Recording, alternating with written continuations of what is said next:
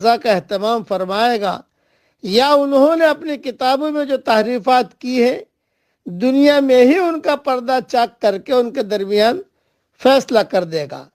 اور یہ جو فرمایا فَتَوَكَّلْ عَلَى اللَّهِ، اللہ پر بھروسہ کیجئے، یعنی اپنا معاملہ اسی کے سپرد کر دیں اور اسی پر اعتماد کریں، وہی آپ کا مددگار ہے۔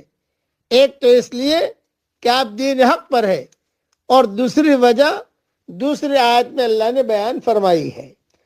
حقیقت یہ ہے کہ اس دنیا میں اسی شخص کو راستہ دکھایا جا سکتا ہے جو راستہ دیکھنا چاہے۔ جس کے اندر خود راستے کی تڑپ نہ ہو، اس کے لیے کسی رہنما کی رہنمائی کام آنے والی نہیں۔ حق پرست بننے کے لیے سب سے زیادہ جو چیز درکار ہے وہ